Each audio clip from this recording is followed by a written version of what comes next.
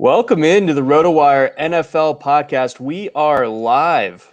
New frontiers are being explored here on the RotoWire NFL podcast. I am your host, John McKechnie, joined, as always, by Mario Puig. Welcome into our live listeners. We'll also have the complete audio version of this for our podcast friends out there a little bit later on this afternoon. But Mario, we got a lot to get to. Obviously, we are less than a week away from the NFL draft officially getting started. Roger Goodell will be able to congratulate the draftees who are present in Cleveland. So we all missed the bro hugs the most, of course, from the draft last year. I will miss not being able to see Roger Goodell eat M&Ms on his couch, but sacrifices we got to make. So anyway. We have a lot to get to. We are going to get into Mario's most recent article, breaking down some bold predictions. Believe it or not, Mario has some bold predictions for the upcoming NFL draft. And we're also going to get into a little bit later on in the show. Underdog Fantasy has this cool new tournament going on. Anyone can get in on it. It's a rookies and second-year player best ball draft. That's pretty fun. So we're going to get into my strategy. I just kind of went into it blind the other day. So some takeaways from it, some general strategy to use moving forward. But Mario, let's get things rolling here. Let's get into Mac Jones, because he's been someone that throughout the course of this draft season, it's been kind of a roller coaster. And, about a month or so ago, when the 49ers made that trade up to 3, there was the almost unilateral agreement with nothing like clearly behind it, just saying Mac Jones is going to be the guy at 3. And you and I were like, why would that be the case instead of, Justin Fields or Trey Lance? So it feels like Mac Jones is clearly the 5th best quarterback prospect at best in this class. So why would he go 3? Whatever it is. But what is your read on him now? And is there a chance that not only is that a smokescreen that he would go at 3 and he goes later, but is there a potential slide here on draft day coming up on Thursday? Well, there could be a slide, and the way I phrased it exactly in that article was I think it's more likely that he falls out of the first round than goes in the top 5. So I guess if I had to be on the spot and guess where he would go, I would say maybe Chicago at 20, maybe Denver at 9. But the stuff about top 5 and especially top 3, I'm not willing to consider at all. It seems to me like one of those things where someone is lying to you and they put too much embellishment, like too much implausible details in the lie narrative that they're giving you.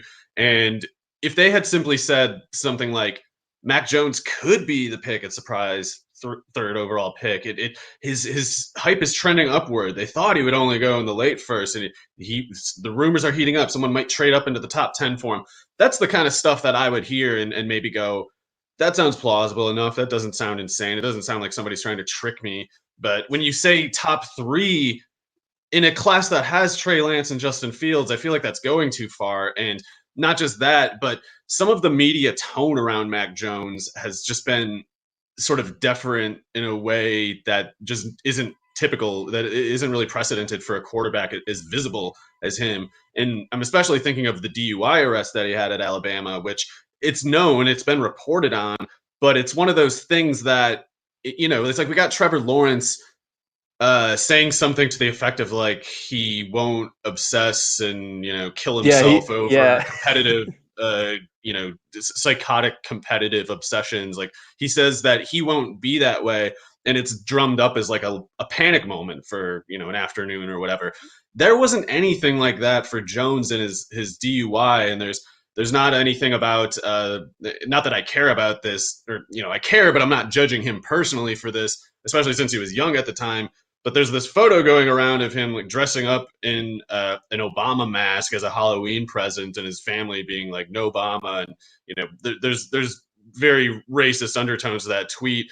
I'm not blaming him, or like I'm not trying to condemn him for being what is basically like probably a dumb kid who's just doing repeating what his parents say or whatever. I don't actually care. But the fact that it didn't come up in the media makes it seem like there's an agenda at play, and because they're normally their agenda is just creating hype, creating clicks, creating, Sure. just obsession about the subject or whatever. But in this case, they passed up that obvious catnip and instead talked about other things, and that just seems atypical. Like if Trevor Lawrence saying he doesn't really care about being Tom Brady or whatever is enough for people to say like, oh man, we got to reevaluate this first overall pick thing. Like, oh my god, let's talk about this a lot. Like, why wouldn't they talk about these things with Jones? They chose not to. No one's talking about these things. We're just talking about defenses of his. There's always these preemptive defenses about, even though he's not as big or fast and didn't make as good of throws, and he has these various limitations in his game that don't apply to all the quarterbacks that we're trying to tell you he's going to go ahead of. We're just going to instead talk about what if he was actually awesome and you didn't really notice that. Do you ever Yeah. consider that? Like, they don't ever talk that way about players unless there's an agenda. So I could just be totally wrong. I've done that before. So I don't mean to portray. I don't mean to like play this up as anything more than like my moronic intuition. But as far as I can see the world, there's something clearly off here. Yeah, I think so too. And you brought up a lot of stuff that would get a lot of other draft prospects really, really put on the under the microscope. He has that in his background, and yet it feels like it hasn't been drummed up. And maybe this is just a function of the draft taking too long after the season. I mean, we just reach a point of just absolute chaos, like you said last week, where Trevor Lawrence now suddenly we need to start second guessing and questioning where he sits in our prospect rankings or whatever, just because he says that he's not a maniac about football and he's just like kind of a human being who happens to be godlike at football. So whatever it may be, it's an interesting development here, and it does make you raise an eyebrow when it comes to the fact that Mac Jones seemingly hasn't gone under the microscope the same way, despite some, like you said, some publicly known things being out there that would warrant it, and seemingly would have applied to a lot of other prospects throughout the years. So all told, again, we're sitting here 6 days from the draft. Your exact prediction was Mac Jones is more likely to fall out of the first round than to go in the first 5 picks. So let's just say, let's accept the first premise that he is not going to go in the first 5 picks. How long could that slide last? Well, depending on how much laundering of his reputation is actually going on here, which is to say, if this DUI concern that has not gotten any media traction is something that NFL teams care about, and if the lack of coverage of it is directly proportionate to how much teams are actually concerned about it, he could fall quite a bit. Because I mean, imagine, in hindsight, Johnny Manziel, he went way too high in his draft. He went 22nd or whatever, which was way too high given the in hindsight correct character concerns that were about him, and they specifically related to drinking. And we heard about it, and then he fell to 22nd, even though he was a much better prospect talent wise and college reputation wise than Mac Jones. He was someone who, going into the draft, it was like he might go in the top 5. It wasn't like predicted reliably. Like Blake Bortles was well ahead of him, and of course there's other whatever's going on. He fell to like the 22nd pick, and pretty much over the basis of his alcohol consumption. So if it's a real valid concern with Jones, who was not starting with Manziel's talent level, then not just 22 or whatever, he might fall to like 50. I have no idea what's going on, in the minds of teams as far as that goes. They might just not care. In which case, I guess I would say if it's not an actual concern of the leagues, then probably Chicago at 20 or something like that. Like, he could go earlier. He could go to Denver at 9. I don't think he's in play for Carolina at 8, but I guess there's some technical possibility. I'm willing to rule that out. But 9, they tried to get Darnold. They didn't in Denver. So as much as I'm pretty low on Jones relative to like the media hype, I thought he was a justifiable first round pick before, but that was before I kind of like thought through some of the details about his off field stuff, and before that picture of him started going around Twitter. But I wouldn't have bashed a team like the 49ers taking him at their original 13th pick. So anywhere in that range to 20, I don't think Washington will. I think Washington considers themselves more immediate contenders, and they're going to go at Christian Darrisaw or some tackle that they can plug in and get an immediate upgrade on the left side of the line. I think they're going with Fitzpatrick and Heineke. So I don't think it's Washington. I would guess it's either Denver or Chicago, or he falls out of the first.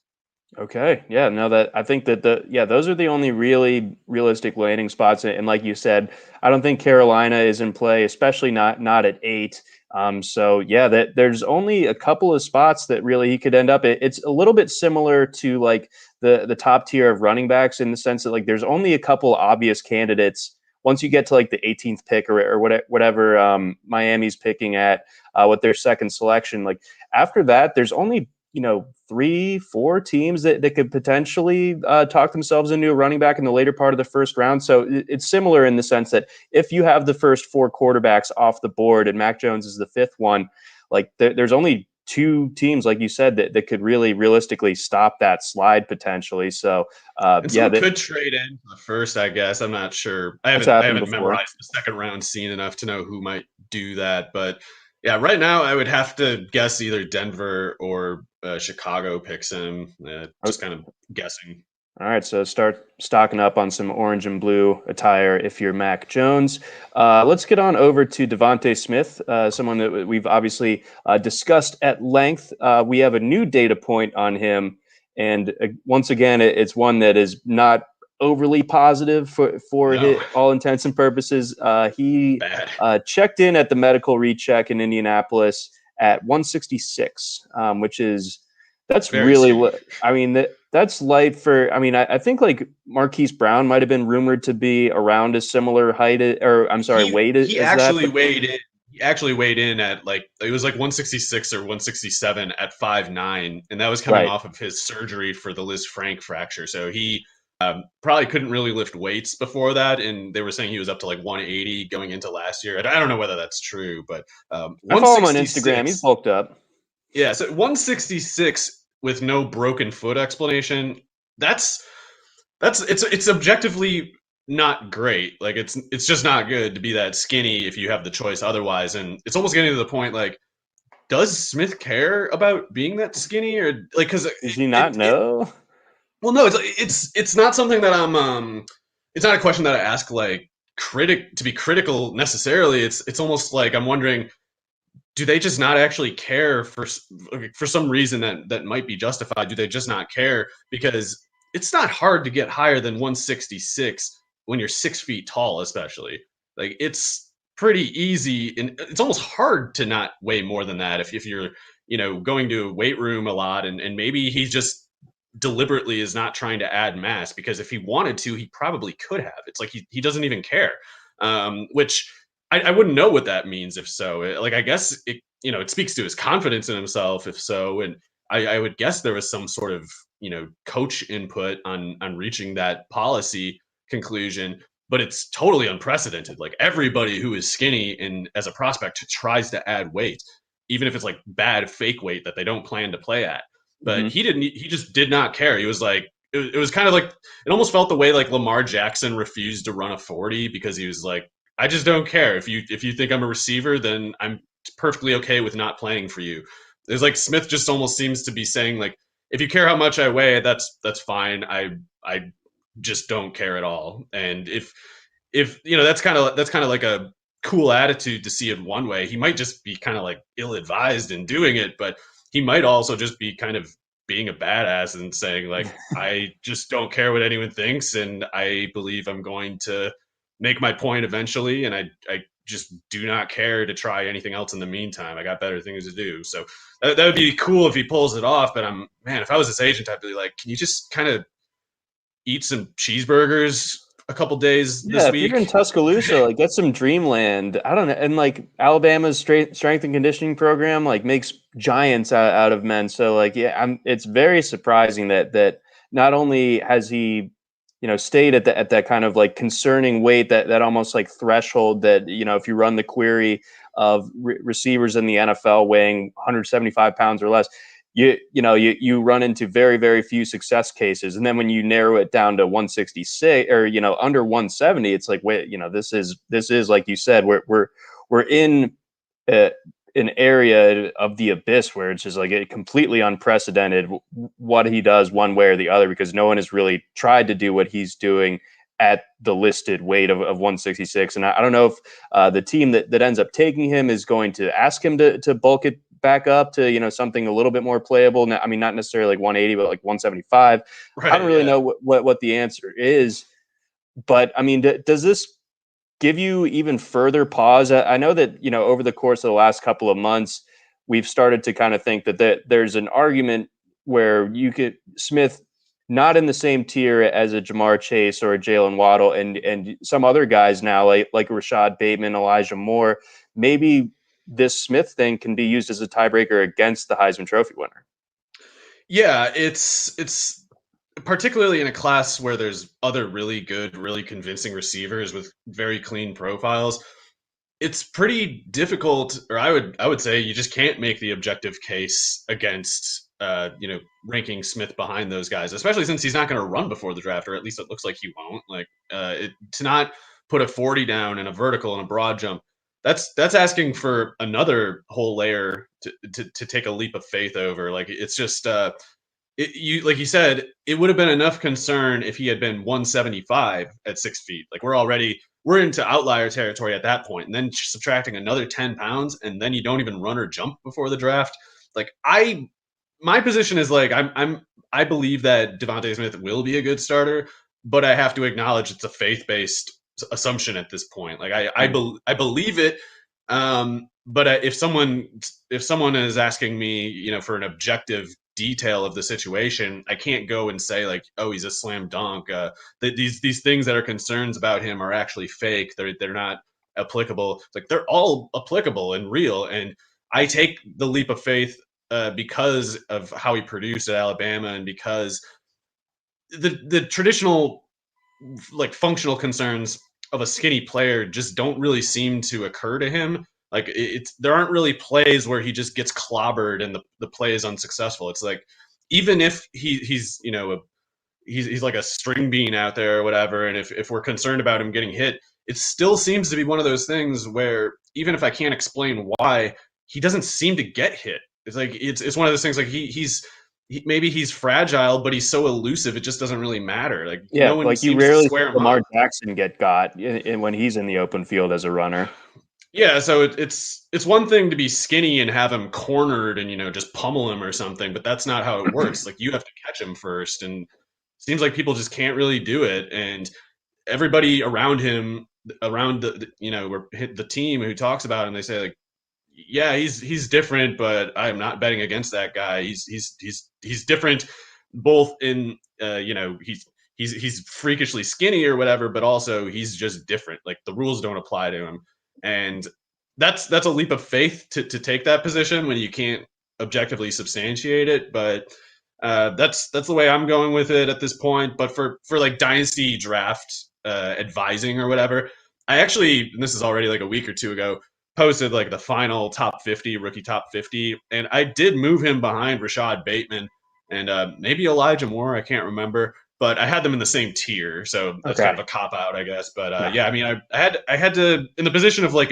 advising other people how to handle their money, I have to be less reckless than I am when I'm talking about myself.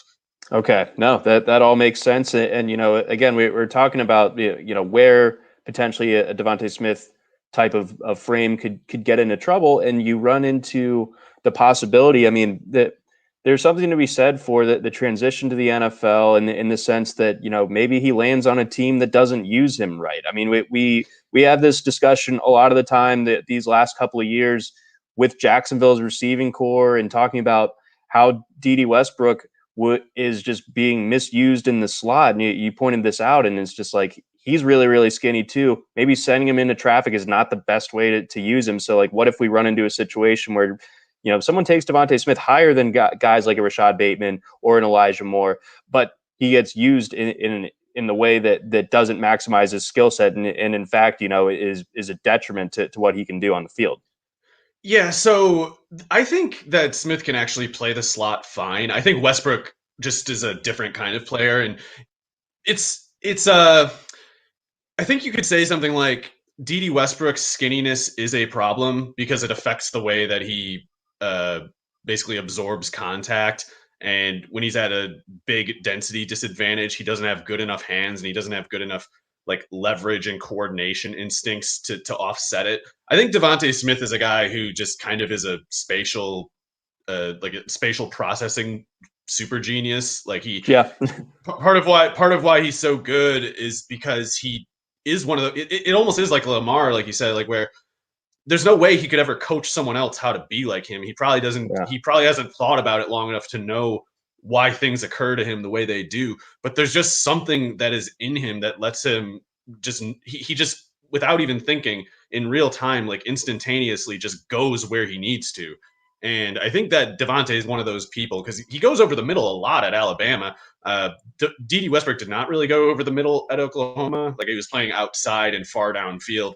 And the Jaguars used him in the opposite of that to bad results. Whereas Right. Devontae did everything at Alabama and just could not be vaguely slowed down, let alone stopped. So yeah, I remember part in the article that I wrote about Devonte Smith back in like March or February or whatever.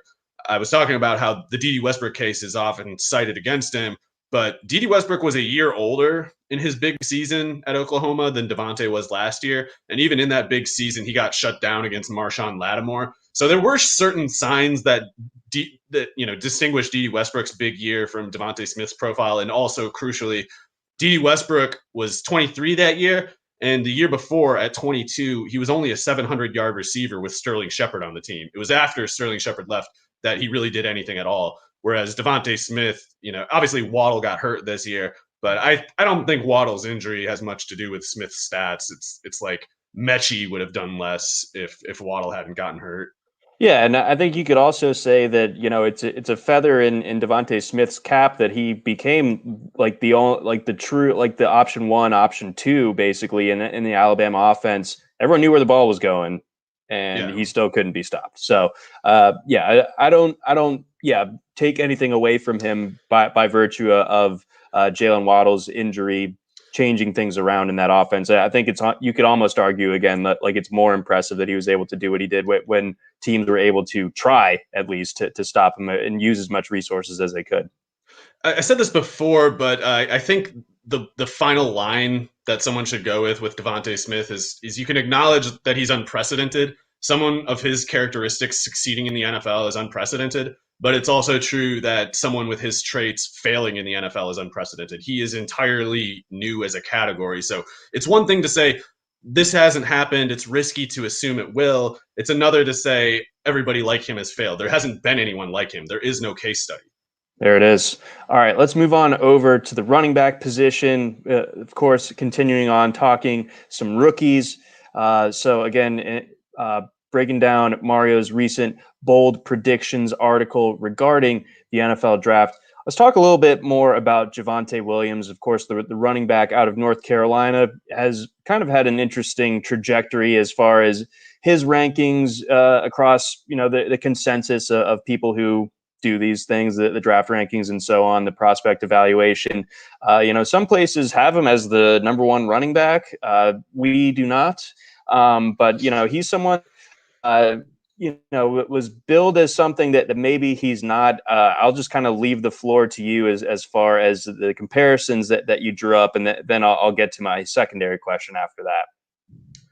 Well, yeah, I don't mean to keep beating this subject. This was like one of 8 points in the article, but it was I think the final perspective that I wanted to convey about it. Like I wanted to make clear that I don't doubt Javonte Williams as a player. I think he's a good prospect. The problem is we have these dominant narratives throughout the dynasty community and now even mainstream things like PFF had ETN ranked as their number one running back all offseason, and then for some reason a few days ago they're like, actually, Javonte Williams is number one. I think that's mostly just them trying to justify their broken tackle metric. Everybody's got these metrics that aren't necessary. Like, I'm sorry, we can get this stuff right without any of it. We don't need it. But they have a business interest in convincing you that you do need it. So like they're saying, we had the highest broken tackle rate.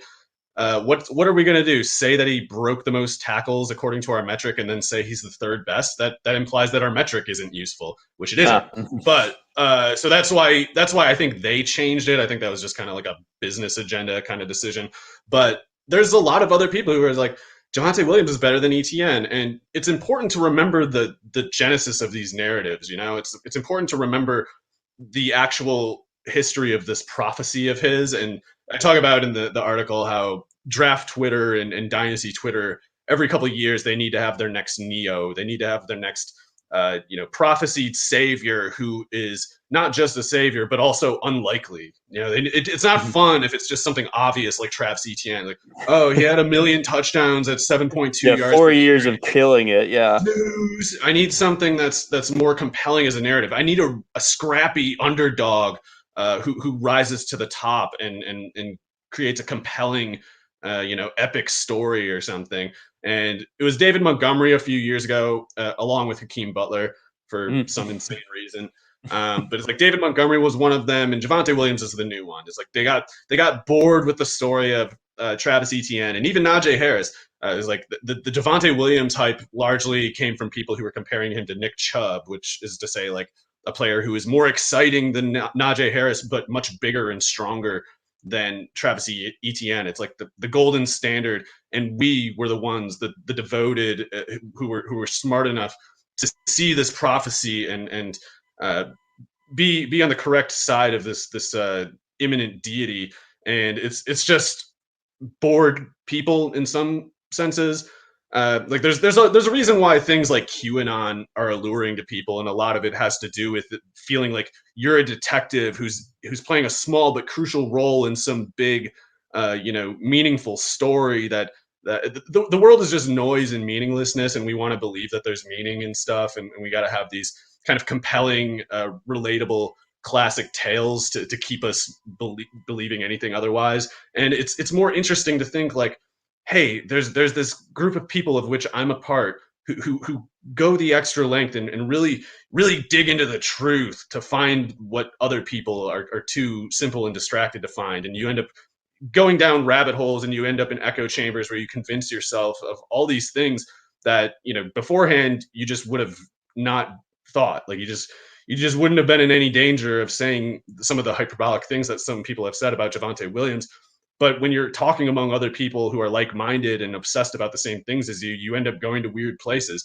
And one of those weird places was how, like, Javonte Williams is 220 and he's Nick Chubb. And that's a very specific sort of prophecy to state. So he weighs in at 212. The prophecy did not fail. They don't back off that he weighs in at 212, which is 3 pounds lighter than Travis Etienne, who they specifically ranked Javonte Williams ahead of because Etienne's too skinny. He can't have a 3 down. He can't have power like Javonte Williams. 220, the power, the prophecy, comes in at 212. They don't care. Doesn't matter. No. The prophecies can't fail. Colts just double down when prophecies fail. So he's 212, smaller than Etienne. Whatever, we don't care. Then he runs a 4.57, 4.58, probably a 4.6 at the combine. It's like, we don't care. He's still bigger and faster than Travis Etienne. He's still better at everything. This stuff doesn't matter. Oh, you're just gonna let a pro day change your opinion about a player? Hey, dude, you're the one who said he was Nick Chubb. You're the one who said he's 220, and he isn't. You should feel the need to explain yourself, and they never do. Yeah, and again, like I remember just the reflex from his biggest, most ardent supporters, just right off the bat when he turned in the really kind of unimpressive pro day was, 40s don't matter for running backs. And it's like, he's a big running back. He's not big. Well, it doesn't matter because he's a broken tackle metric. There's nothing that deters them. Yeah, he's probably going to get tackled by NFL guys. So, again, like you said, the David Montgomery instance already happened. Are we learning nothing from it?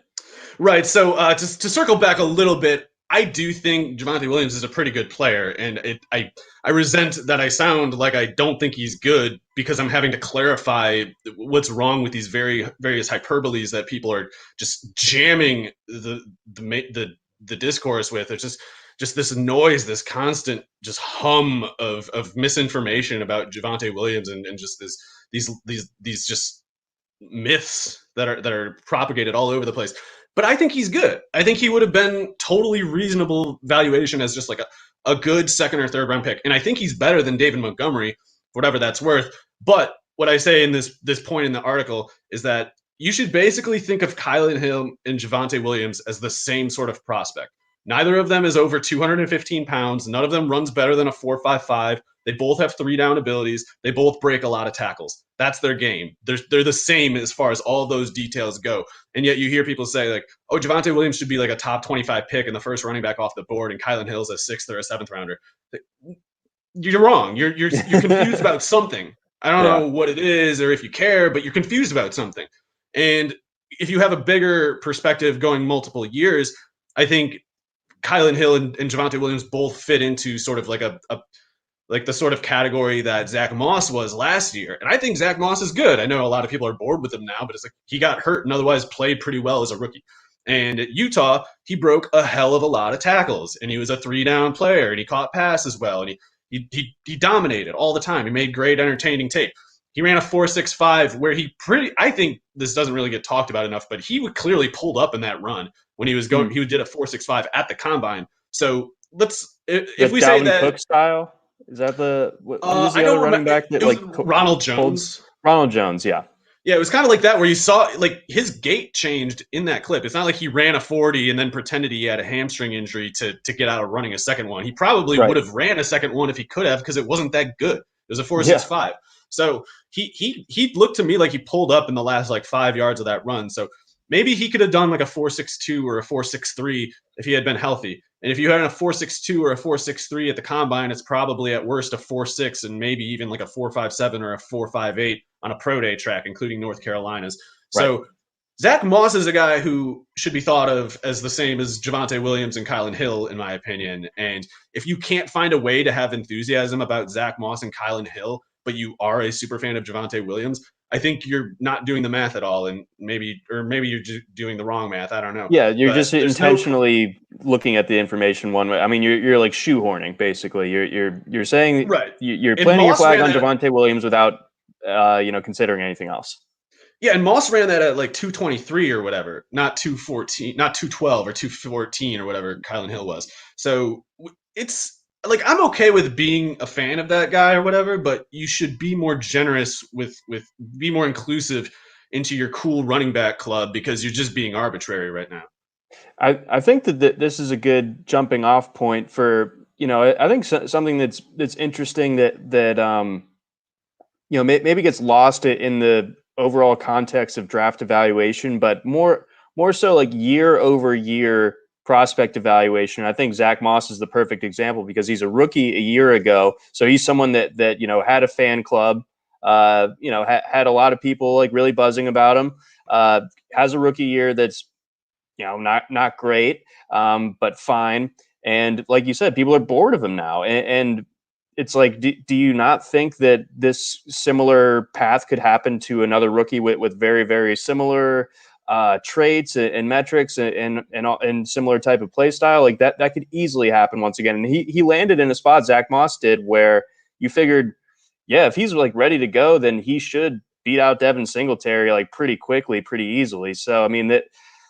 I just want to get into just kind of like the year over year, just being able to have that perspective of like, we've seen this before, but why are we treating it differently now?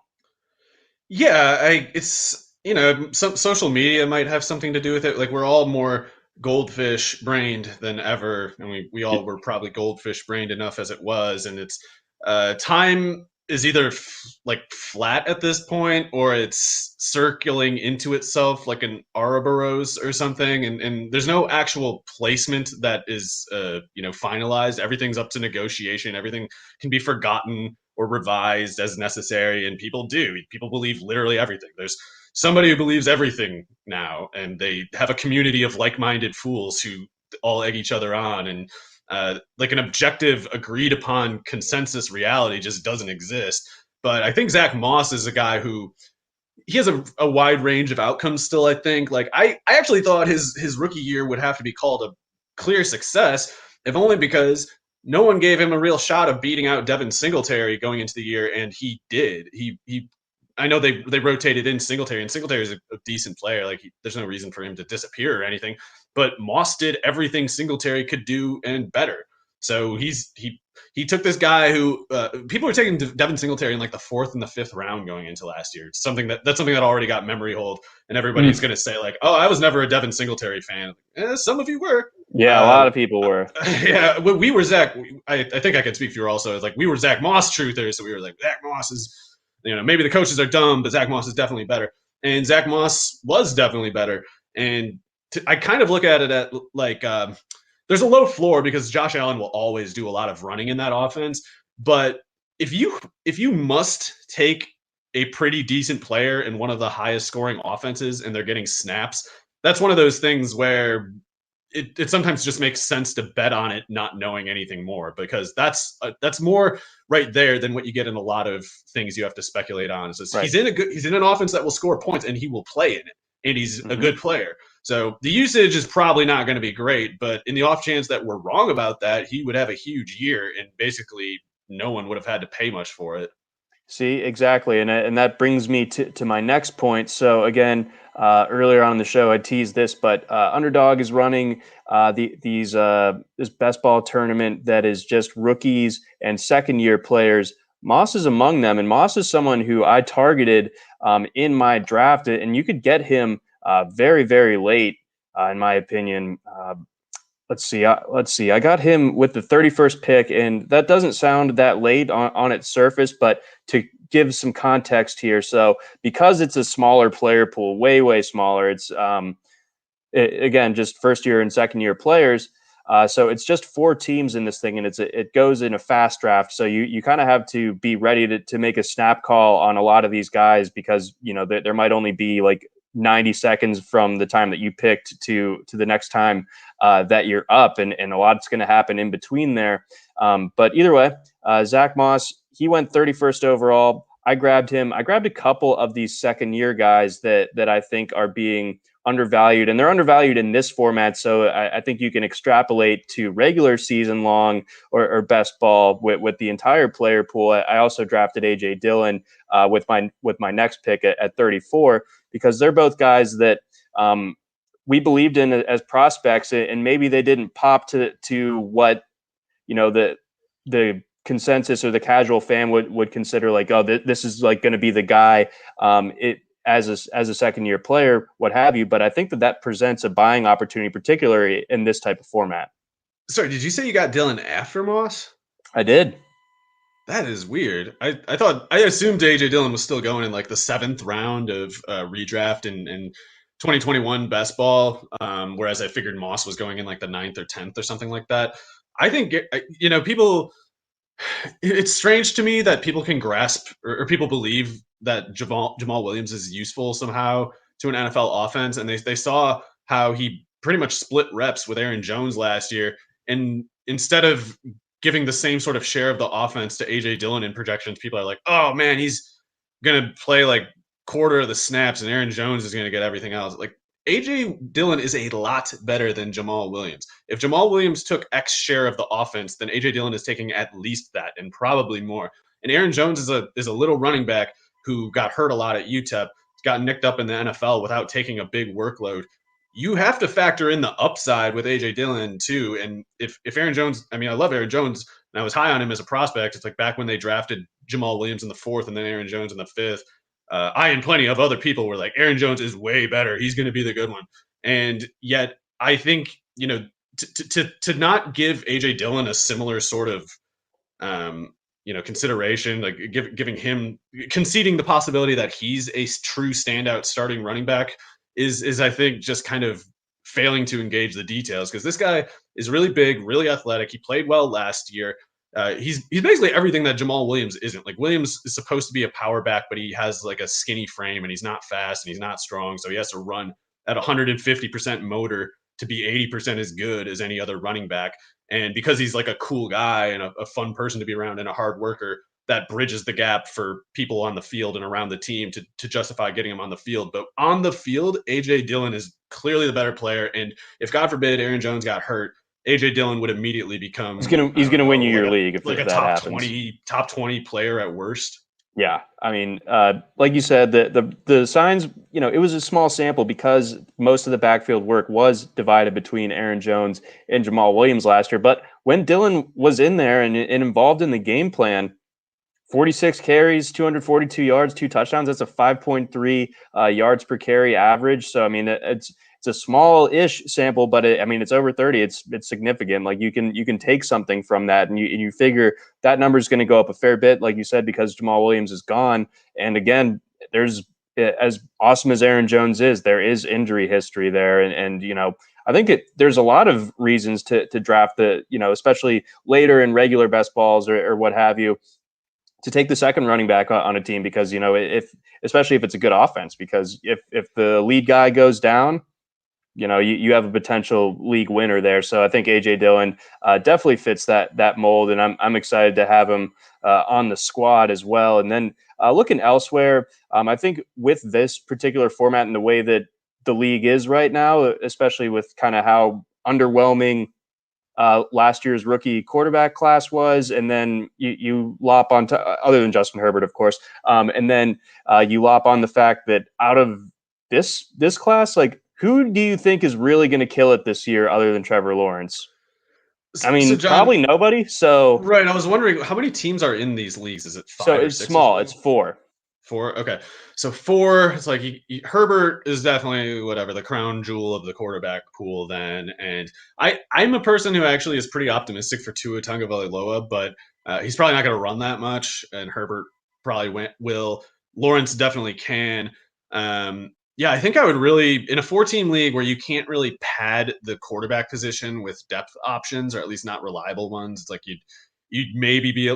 Was Zach Wilson like the 3rd, 4th quarterback taken? I don't have the draft board Okay, itself because in front of me, but he should at least start for sure, but we don't know anything about Fields and Lance as far as that goes. So even so much as having a real backup quarterback is something you can't really take for granted, even in a 4-team league. So I would take Lawrence. I think there's a case to take Lawrence even like 2nd overall then, because if Herbert and Lawrence are like top 8 quarterbacks league wide, and the 3rd best rookie or 2nd year player is the 22nd or something, then mm-hmm. whoever doesn't have that guy or the 4th one just can't compete, no matter how good their running backs and receivers are. Like you need to have someone contributing at that objectively highest scoring position, or else you're So just kind of out of it.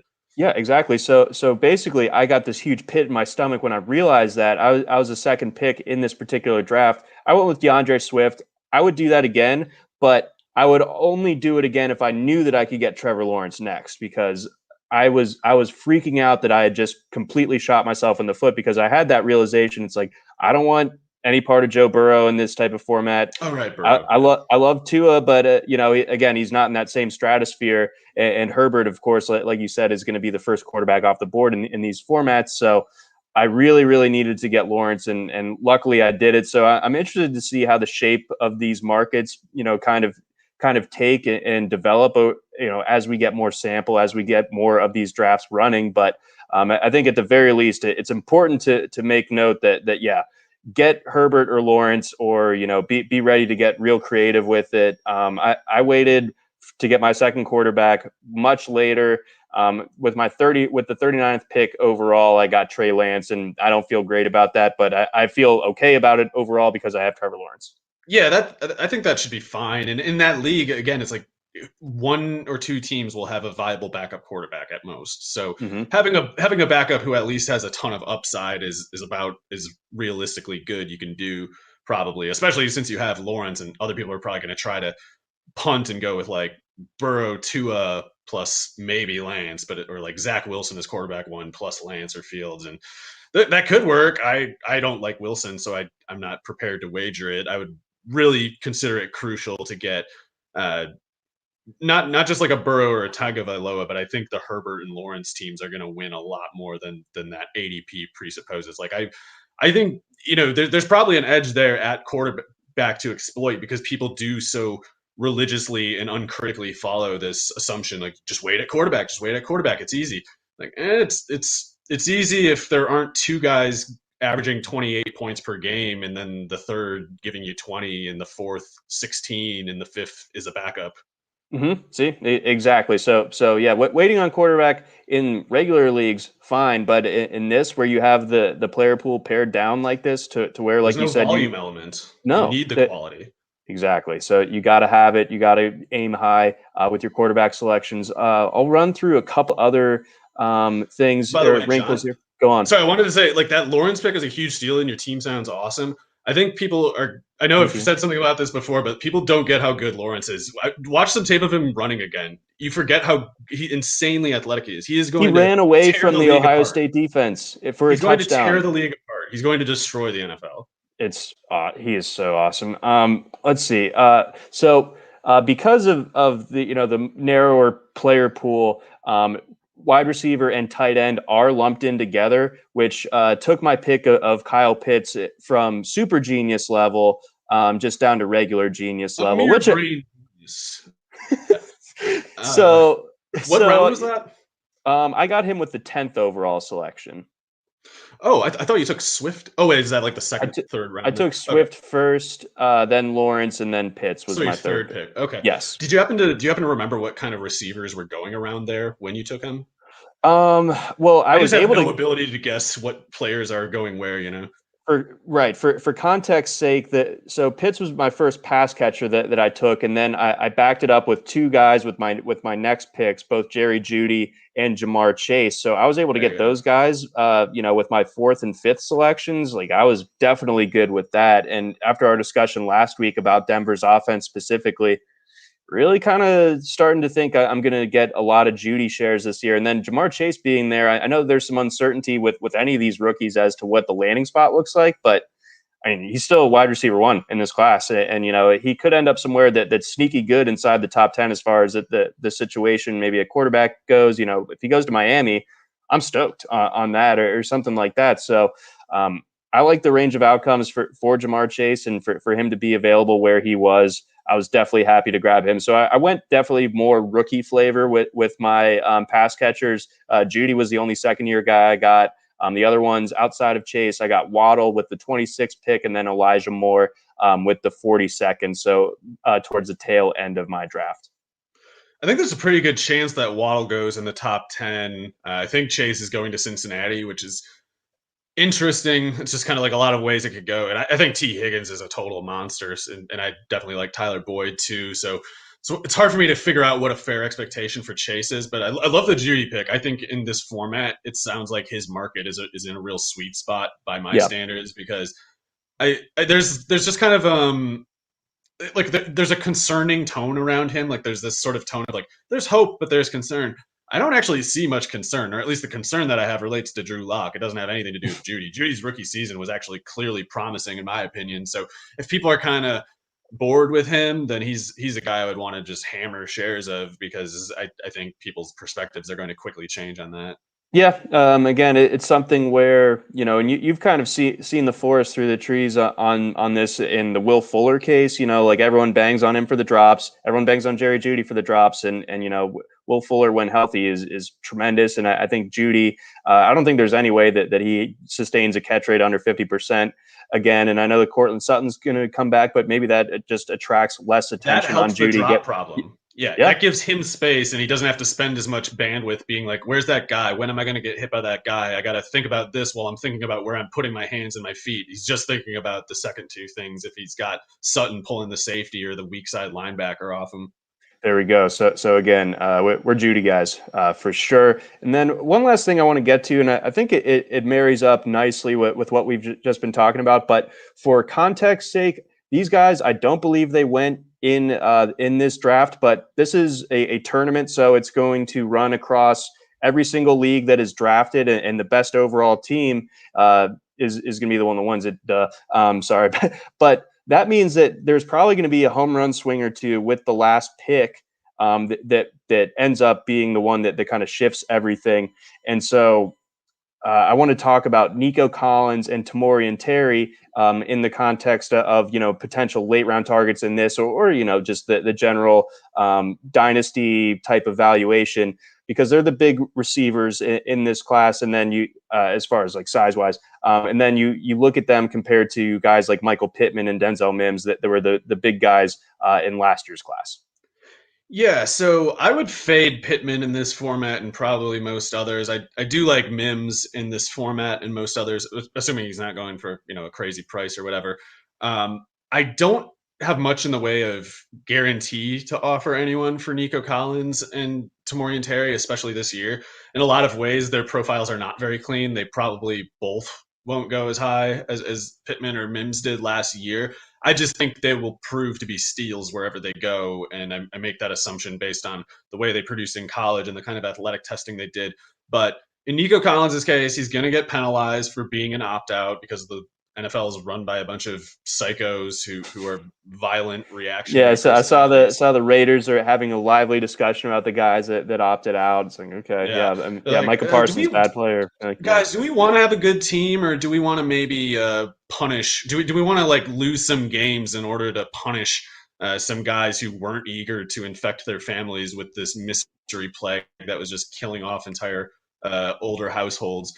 Yeah, that's a great basis to judge a player, but oh yeah, that's why they're in charge and we aren't, and they're going to prove us for being the snowflake losers we are by letting a division rival get a good player at a discount. So that's going to work out well for them, I'm sure. But Nico yeah, Collins is a guy basically who I think is he's just better than Pittman to me. Like he's the same. He's a little lighter, but he's as tall and he's still pretty well built, like 215 plus, and running a low 4.4, a mid range 4.4 on a frame like that is just good. Like that's Kenny Galladay ran a 4.5 flat. I think Pittman had like the 4.52 or something. So Nico Collins being a 4.45 guy at 6'4", 215 is a pretty unique category. That is good speed. That's a very fast player for a build like that. And he had a good 3-cone, good vertical, good broad jump. His production is really clean at Michigan. There just wasn't much volume. right. He only had about 16.6% share of the targets in his 2 big years, but he played those years at ages that adjust well for the age part of the production. And he not only placed way ahead of the rest of the Michigan team with yards per target, but also the completion percentage was at least like 3 points higher. So that's to say, like he was carrying that offense to the extent that it threw the ball, and it would have been ideal if he could have done more. But when he's establishing and lifting the baseline like that so emphatically, and especially when he tests as well as he did athletically, I have to assume the quarterback or the structure of the team was the problem because there's Michigan only fans will reason agree to with feed you. him more. What's Yeah, that? Michigan Oh fans yeah, will vehemently agree with you. yeah, and Donovan Peoples-Jones turned out to look really good as a rookie. Like he might go in a third or fourth round if they redraft last year. So Nico Collins was better than him at Michigan. So if Donovan Peoples-Jones is worth a third, then Nico's definitely worth a second, and so on. In the case of Terry, he's a lot more messy of a profile because he's got a couple knee injuries in his background. He's a little older as a prospect, but the reason I'm high on him with that, and he has some drops issues too, and he just kind of looks weird. Like he's a big guy who doesn't really play very big, Yeah, but what's interesting to me about him is in his younger age seasons too, he also produced in a way that I would call above baseline, but his catch rate was below baseline because he was doing these kind of ambitious downfield targets and the quarterback play was not good at Florida awful. State.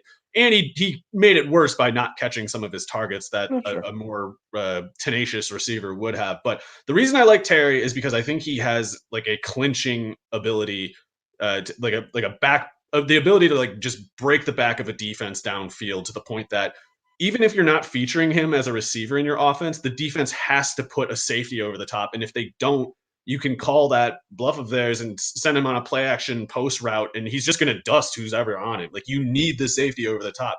And when someone is that good at one thing, it makes me willing to overlook the flaws, which there are flaws with Terry. Like he's not going to be a guy you feed underneath. But to me, he's interesting because he's basically like a bigger, slower Will Fuller. Not quite as good. I evaluate Will Fuller very highly. I think he's awesome. Whereas with Yep. Terry, I think it's more like he's good, and in one particular way, he's one of the best. And I tend to fixate on things like that when so much of the median outcome of this game has to do with just situational details and just kind of things that are going to happen anyway. I feel like the place that you find edges is when you find guys who just don't have peers in some way or another. And like Derrick Henry's an example of that. It's like he's too slow, but when you're as insanely big and fast as he is, the too slow doesn't matter anymore because the defense has to so fundamentally reassess things because of your one extreme strength that they Yep. don't have the bandwidth to exploit the weakness that you might have. So I think Terry could get snaps earlier than expected, even if he falls to like the fourth round, because he's going to open up everything with just his speed and the downfield threat. And if defenses don't respect that threat, he could produce right away because he's just a murderer on the deep ball. he only ran like a 4.45 40, but from 20 yards to 40 yards, he's about as fast as anybody. Like he's a little slow off the line for some reason, but when he gets into gear, he just pulls away, like no Right. questions And asked. you can forgive him for having a little bit of the buildup because he is like 6'4", you know? Yeah, he's like 6'3", 208. So I called it like he's I think the player that people wanted Mims to be.